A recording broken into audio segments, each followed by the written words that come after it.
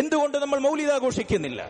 എന്തുകൊണ്ട് നബി സല്ലല്ലാഹു അലൈഹി വസല്ലമയെ നാം ശ്വസിക്കുന്ന, നമ്മുടെ സിരയിലോടുന്ന നമ്മുടെ ജീവനാഡിയേക്കാൾ നമ്മൾ സ്നേഹിക്കുന്നു എന്ന് നമ്മൾ നെഞ്ചോട് ചേർത്ത് പറയുന്നുവെങ്കിലും ആ സ്നേഹത്തിന്റെ ഭാഗമായി ഈ നബിദിനം നമ്മൾ ആഘോഷിക്കാത്തത് എന്തുകൊണ്ടാണ് എന്ന് ചോദിച്ചാൽ, ഒന്നാമത്തെ മറുപടി അല്ലാഹു സുബ്ഹാനഹു വ തആലയുടെ കിതാബിലില്ല.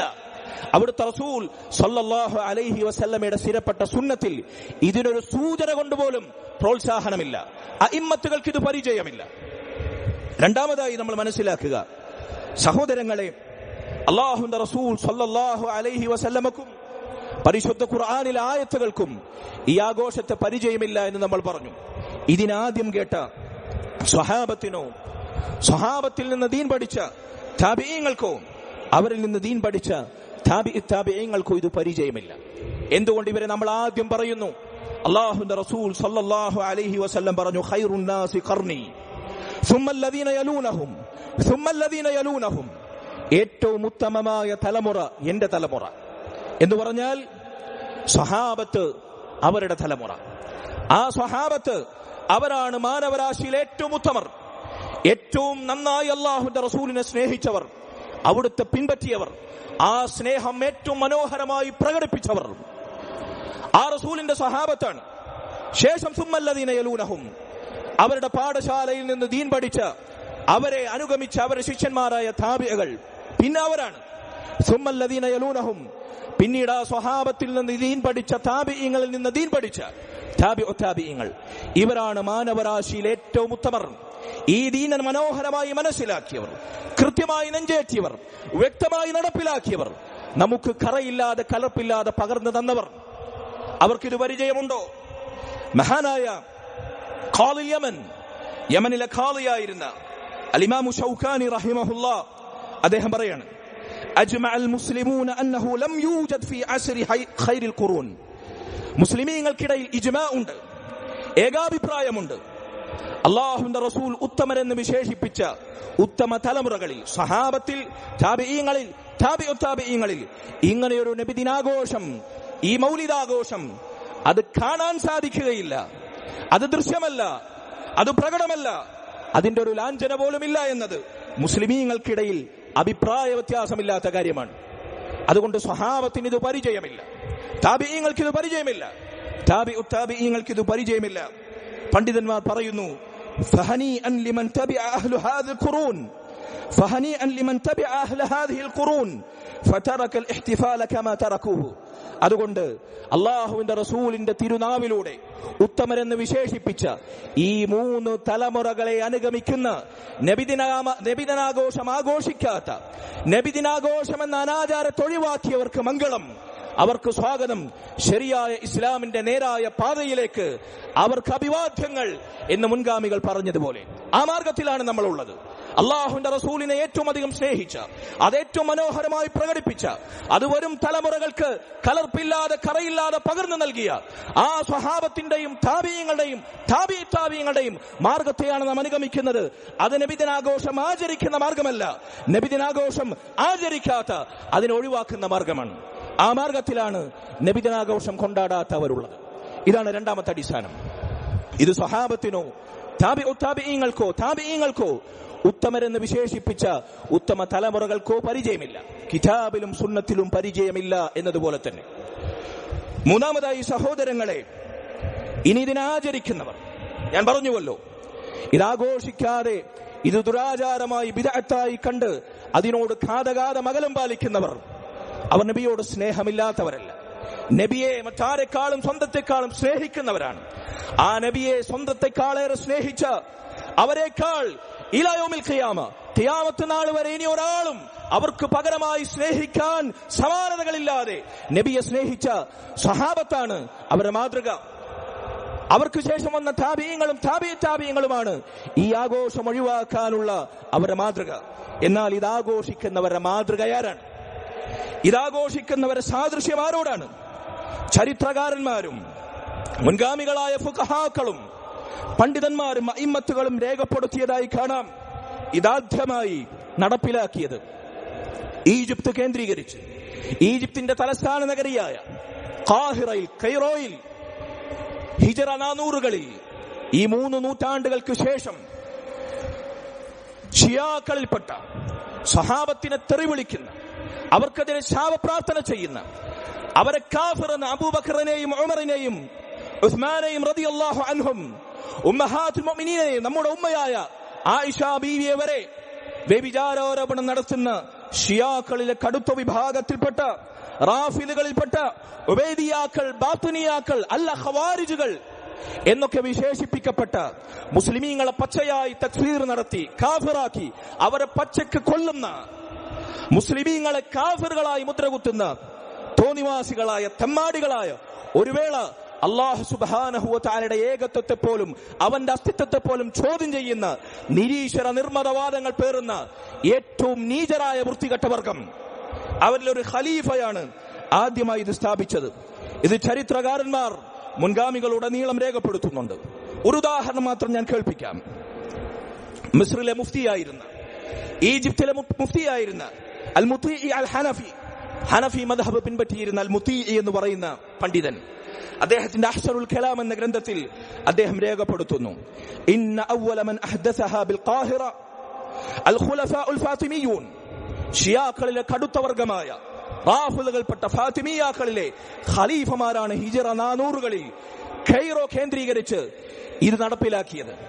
വഅവ്വലുഹും അൽ മുഇസ്, അൽ മുഇസ് എന്നതിന് ശേഷം അയാളുടെ പേരിനോട് ചേർത്തൊരു വാചകം കൂടിയുണ്ട്. അത് പറയാൻ കൊള്ളില്ല, അയാളുടെ പേരിനോട് ചേർക്കാവതല്ല. കാരണം അയാൾ അള്ളാഹുവിന്റെ ദീനിനു വേണ്ടി ഒന്നും ചെയ്തിട്ടില്ല. അൽ മുഇസ് എന്ന നാമത്തിൽ തുടങ്ങുന്ന ഒരു ഖലീഫ, അയാൾ 6 മൗലിദാഘോഷങ്ങൾ നടപ്പിലാക്കി. അതിന് തുടക്കം കുറിച്ചു. 6 മൗലിദുകൾ. ഒന്നാമതായി അള്ളാഹുവിന്റെ റസൂൽ സല്ലല്ലാഹു അലൈഹി വസല്ലമയുടെ മൗലിദ്, ശ്രദ്ധിച്ചു കേൾക്കണം നിങ്ങൾ. രണ്ടാമതായി മൗലിദ് അലി ഇബ്നു അബി ത്വാലിബ്, അബൂ ത്വാലിബ് റളിയല്ലാഹു അൻഹുവിന്റെ മൗലിദ്. മൂന്നാമതായി ഫാത്തിമ റളിയല്ലാഹു അൻഹയുടെ മൗലിദ്. നാലാമതായി ഹസൻ റളിയല്ലാഹു അൻഹുവിന്റെ മൗലിദ്. അഞ്ചാമതായി ഹുസൈൻ റളിയല്ലാഹു അൻഹുവിന്റെ മൗലിദ്. ആറാമതായി അന്ന് ജീവിച്ചിരിക്കുന്നവർ ഖലീഫയുടെ മൗലിദ്. നോക്കൂ നിങ്ങൾ, ഇയാളുടെ പാരമ്പര്യം ആരോടേക്കാണ്, എങ്ങോട്ടേക്കാണ്? അലി, ഫാത്തിമ, ഹസൻ, ഹുസൈൻ. മനസ്സിലാകും, ബുദ്ധിയുള്ളവർക്ക് ഇത് കേട്ടാൽ തന്നെ മനസ്സിലാകും. ഷിയാ പാരമ്പര്യമുള്ള ഷിയാക്കളിലെ ഞാൻ നേരത്തെ പറഞ്ഞ വൃത്തികെട്ട വൈകൃതങ്ങളടങ്ങുന്ന സകല വിശേഷണങ്ങളും അർഹിക്കുന്ന ഒരു ഭരണകൂടത്തിന്റെ തലവൻ, ഒരു ഖലീഫ, ഒരു ഭരണാധികാരി, സ്വഹാബത്തിനോ താബിഈങ്ങൾക്കോ താബിഈങ്ങൾക്കോ ഹിജ്റ 300 വരെയുള്ള അഇമ്മത്തുകൾക്കോ മദ്ഹബിന്റെ ഇമാമിങ്ങൾക്കോ മുഹദ്ദിസുകൾക്കോ ഫുഖഹാക്കൾക്കോ പരിചയമില്ലാത്തൊരു സംഭവം ആദ്യമായി തുടക്കം കുറിക്കുന്നു. മൗലിദ് ആഘോഷിക്കുന്നവരുടെ പാരമ്പര്യം ചെന്ന് ചേരുന്നത് ഇവിടേക്കാണ്, സാക്ഷാൽ ഷിയാക്കളിലേക്ക്, സ്വഹാബത്തിനെ തെറിവിളിക്കുന്നവരിലേക്ക്, നിരീശ്വര നിർമ്മതവാദങ്ങൾ രഹസ്യമായി ഒളിപ്പിച്ച് മുസ്ലിം ഉമ്മത്തിൽ കുത്തിവെച്ചവരിലേക്ക്, തോന്നിവാസികളിലേക്ക്, മുസ്ലിമീങ്ങളെ പച്ചയായി കൊന്നൊടുക്കിയവരിലേക്ക്. ഇവരുടെ പാരമ്പര്യം അങ്ങോട്ടേക്കാണ് ചെന്ന് ചേരുന്നത്. എന്നാൽ മൗലിദ് ആഘോഷിക്കാത്തവരുടെ പാരമ്പര്യം ഞാൻ നേരത്തെ പറഞ്ഞു, ഹനിഅൻ ലക്കും, നിങ്ങൾക്ക് സ്വാഗതം. സ്വഹാബത്തും താബിഈങ്ങളും അയിമ്മത്തുകളും ഫുഖഹാക്കളും അണിനിരക്കുന്ന ഇസ്ലാമിന്റെ തനതായ പാരമ്പര്യമാണ് മൗലിദ് ആഘോഷിക്കാത്തവർക്കുള്ളത്. തെറ്റിദ്ധരിച്ചവർ മനസ്സിലാക്കട്ടെ. സഹോദരങ്ങളെ, നാലാമത്തെ അടിത്തറയായി ഞാൻ സൂചിപ്പിക്കട്ടെ, അല്ലാഹുവിന്റെ റസൂൽ സല്ലല്ലാഹു അലൈഹി വസല്ലം അവിടുത്തെ എല്ലാ സംസാരങ്ങളിലും, അവിടുത്തെ എല്ലാ ഉത്ബോധനങ്ങളിലും, അവിടുത്തെ സാരോപദേശങ്ങളിലും സ്വഹാബത്തിന് ആവർത്തിച്ച് കേൾപ്പിക്കാറുള്ള മഹത്തായ വചനങ്ങളിൽ ഇന്നത്തെ ഖുതുബയുടെ തുടക്കത്തിൽ ഖുതുബത്തുൽ ഹാജയിൽ നിങ്ങൾ കേട്ടു. അവിടുന്ന് പറയാറുണ്ടായിരുന്നു, ഇയ്യാകും വമുഹ്ദസാത്തിൽ ഉമൂർ ഫഇന്ന കുല്ല മുഹ്ദസത്തിൻ ബിദ്അ വകുല്ല ബിദ്അത്തിൻ ളലാല. നേരത്തെ പറഞ്ഞ 3 അടിസ്ഥാനങ്ങളുടെ അർത്ഥത്തിൽ അടിത്തറയിൽ നമ്മൾ മനസ്സിലാക്കി, ഇത് ഖുർആനിലോ സുന്നത്തിലോ തെളിവില്ലാത്ത കാര്യമാണ്. നബി സല്ലല്ലാഹു അലൈഹി വസല്ലമക്കോ സ്വഹാബത്തോ ഉത്തമ തലമുറകൾക്കോ ഈ മുസ്ലിം ഉമ്മത്തിലെ ഹിജ്റ 300കളിൽ വരെ ജീവിച്ച ഫാത്തിമിയ ഷിയാക്കൾ, അവരുടെ ഖലീഫ ഈജിപ്തിലെ കൈറോയിൽ തുടക്കം കുറിക്കുന്നതിന് മുമ്പ് വരെയുള്ള ഒരു അഇമ്മത്തിനും ഒരു ഫുഖഹാക്കൾക്കും ഒരു മുഹദ്ദിസുകൾക്കും കേട്ടുകേൾവി പോലുമില്ലാത്ത ഈ ആചാരം, ഇത് അനാചാരമാണ്. ദീനിൽ അതിനുശേഷം കടത്തിക്കൂട്ടപ്പെട്ട നൂതനാശയമാണ്, ബിദ്അത്താണ്. എങ്കിൽ എന്താണ് ഇതിന്റെ വിധി? എന്താണ് ഇതിനോട്? ഇതിങ്ങനെയാണ് ഇതിന്റെ ഉത്ഭവം, ഇതിന്റെ പിറവി ഇങ്ങനെയാണെന്ന് മനസ്സിലാക്കിയാൽ മുസ്ലിം ഉമ്മത്ത് ഇതിനോട് സമീപിക്കേണ്ടുന്ന ശർഈയായ സമീപനം എന്താണ്, വിധി എന്താണ്? അതാണ് ഈ ഹദീസിലുള്ളത്. ഇത് പുത്തൻ കാര്യമാണെങ്കിൽ നബി സല്ലല്ലാഹു അലൈഹി വസല്ലം പറയുന്നു, ഇയ്യാകും വമുഹ്ദസാത്തിൽ ഉമൂർ, ദീനിൽ ഉണ്ടാക്കുന്ന ഈ പുത്തൻ കാര്യങ്ങളെ നിങ്ങൾ സൂക്ഷിക്കുക. ഫഇന്ന കുല്ല മുഹ്ദസത്തിൻ ബിദ്അ, ഇങ്ങനെയുള്ള പുത്തനാചാരങ്ങളാണ് ബിദ്അത്ത്. ഇതാണ് ബിദ്അത്ത്. വകുല്ല ബിദ്അത്തിൻ ദലാല, എല്ലാ ബിദ്അത്തുകളും വഴികേടാണ്. അതുകൊണ്ട് സഹോദരങ്ങളെ, ഇത്തരം ദീനിൽ പുതുതായി ഉണ്ടാക്കപ്പെടുന്നത് എന്ത് ന്യായം പറഞ്ഞിട്ടാണെങ്കിലും അത് ബിദ്അത്താണ്, അത് വഴികേടാണ്.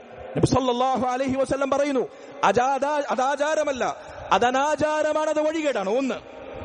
രണ്ടാമതായി നബി സല്ലല്ലാഹു അലൈഹി വസല്ലമയുടെ ഹദീസിൽ, നമ്മൾ ഒരുപാട് കേട്ടുപരിചയിച്ച ഹദീസിൽ അവിടുന്ന് ഈ അടിസ്ഥാനം പഠിപ്പിച്ചു, ഇതിന്റെ വിധിയെ പഠിപ്പിച്ചു. മൻ അഹ്ദസ ഫീ അംരിനാ ഹാദാ മാ ലൈസ മിൻഹു ഫഹുവ റദ്ദുൻ. നമ്മുടെ ഈ ദീനിൽ നാം കാണിച്ചു നൽകാത്ത, നബി സല്ലല്ലാഹു അലൈഹി വസല്ലം പഠിപ്പിച്ചിട്ടില്ലാത്ത ഒരു കാര്യം പുതുതായി ആരെങ്കിലും സ്ഥാപിച്ചാൽ ഫഹുവ റദ്ദുൻ, അത് തള്ളപ്പെടേണ്ടതാണ്. അതുകൊണ്ട് ഇത്തരം പുതുനിർമ്മിതികൾ അത് തിരസ്കരിക്കപ്പെടേണ്ടതാണ്, തള്ളപ്പെടേണ്ടതാണ്. എന്ന് പറഞ്ഞാൽ ആ പ്രവർത്തനം അല്ലാഹു സ്വീകരിക്കുകയില്ല, ആ മനുഷ്യനെ അല്ലാഹു സ്വീകരിക്കുകയില്ല. മാത്രവുമല്ല, അതിന്റെ പേരിൽ അവൻ ശിക്ഷിക്കപ്പെടും ഖിയാമത്ത് നാൾ. കഴിഞ്ഞ ഖുതുബയിൽ നിങ്ങൾ കേട്ടു, ഹൗദുൽ കൗസറിൽ നിന്ന്, നബി സല്ലല്ലാഹു അലൈഹി വസല്ലമയുടെ തിരുകരങ്ങളിൽ നിന്ന് ജലപാനം തടയപ്പെടുന്നവർ ഈ ദുര്യോഗം പേറുന്നവരാണ്, ഈ ദുര്യോഗം പേറുന്നവരാണ്. അതെ, ബിദ്അത്തിന്റെ വക്താക്കൾക്ക് ഹൗദുൽ കൗസറിൽ നിന്ന് ജലപാനം വരെ തടയപ്പെടുമെന്നാണ്, അവർക്ക് തൗബ നിഷേധിക്കപ്പെടുമെന്നാണ്, തൗബ ചെയ്യാൻ അവർക്ക് തൗഫീഖ് ഉണ്ടാകുകയില്ല എന്നതാണ്.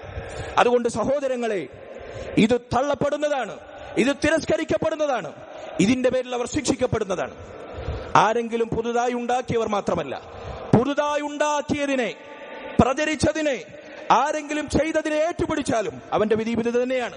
നബി സല്ലല്ലാഹു അലൈഹി വസല്ലം പറഞ്ഞു, മൻ ആമില അമലൻ, പുതുതായി ഉണ്ടാക്കണ്ട, പുതുതായി ഉണ്ടാക്കിയത് നമ്മൾ പിൻപറ്റിയാൽ മതി.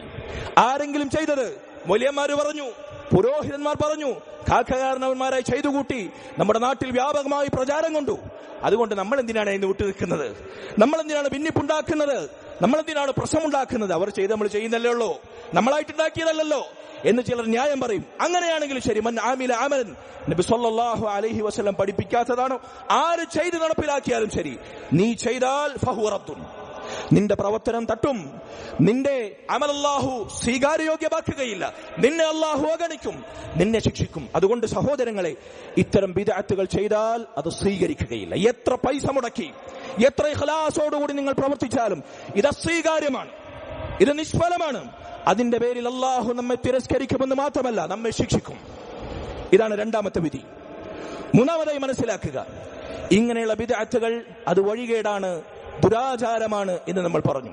അവർ ശിക്ഷിക്കപ്പെടുമെന്ന് പറഞ്ഞു. അവരുടെ സങ്കേതം നരകത്തിലേക്കാണ്. നബി സല്ലല്ലാഹു അലൈഹി വസല്ലം പറഞ്ഞു, വകുല്ലു ബിദ്അത്തിൻ ദലാല വകുല്ലു ദലാലത്തിൻ ഫിന്നാർ. എല്ലാ ബിദ്അത്തുകളും വഴികേടാണ്, എല്ലാ വഴികേടും നരകത്തിലാണ്. അതുകൊണ്ട് ഇത് കൊണ്ടാടുന്നവരുടെ മാർഗം അത് നരകത്തിലേക്കുള്ള മാർഗമാണ്. ഇതാചരിക്കുന്നവർ, ഇതിനെ കൊട്ടിഘോഷിക്കുന്ന പുരോഹിതന്മാർ നിങ്ങളെ ക്ഷണിക്കുന്നത് സ്വർഗത്തിലേക്കല്ല, നബി സ്നേഹം പറഞ്ഞ് നരകത്തിലേക്കാണ് നിങ്ങളെ ക്ഷണിക്കുന്നത്. ഇത് നരകത്തിലേക്കുള്ള മാർഗമാണ്. ഇതാണ് ഇതിന്റെ വിധി. അതുകൊണ്ട് സഹോദരങ്ങളെ, അള്ളാഹുവിന്റെ ദീനിൽ കടത്തിക്കൂട്ടപ്പെട്ട ബിദ്അത്തുകളിൽ നമ്മുടെ നാട്ടിൽ ലോകാടിസ്ഥാനത്തിൽ വ്യാപകാർത്ഥത്തിൽ പ്രചാരം കൊണ്ട ദുരാചാരങ്ങൾ ഏറ്റവും കടുത്ത, ഏറ്റവും നീചമായ, ഏറ്റവും വൈകൃതങ്ങൾ നിറഞ്ഞ, എന്നാൽ വർണ്ണാഭമായി വർഷാവർഷങ്ങളിൽ ഇന്നും കൊടുമ്പിരി കൊണ്ട് ആചരിക്കപ്പെടുന്ന മഹാവിപത്താണ്, ബിദ്അത്താണ്, ദുരന്തമാണ്, മുസ്ലിം ഉമ്മത്തിനെ ഉള്ളിൽ നിന്ന് നശിപ്പിക്കുന്ന മഹാമാരിയാണ് ഈ നബിദിനാഘോഷമെന്ന് നമ്മൾ മനസ്സിലാക്കുക. നമ്മൾ അതുപോലെ അതിനെ ഭയക്കുക, അകന്നു നിൽക്കുക. ഇതറിയാത്തവർക്ക് ഇതിനെക്കുറിച്ച് താക്കീത് ചെയ്യുക, അറിയിച്ചു കൊടുക്കുക. അല്ലാഹു സുബ്ഹാനഹു വ തആല ശരിയായ സുന്നത്തിന്റെ തനതായ മാർഗം മനസ്സിലാക്കി അത് പിൻപറ്റി അതിലായി ജീവിച്ചു മരിച്ച് അല്ലാഹുവിന്റെ റസൂൽ സ്വല്ലല്ലാഹു അലൈഹി വസല്ലമയോടും സ്വഹാബത്തോടും താബിഈങ്ങളോടും താബിഈങ്ങളോടുമൊപ്പം സ്വർഗ്ഗത്തിൽ അല്ലാഹുവിന്റെ തിരുവദനം നേർക്കുനേരെ കാണാനുള്ള തൗഫീഖ് അവൻ നമുക്ക് നൽകുമാറാകട്ടെ.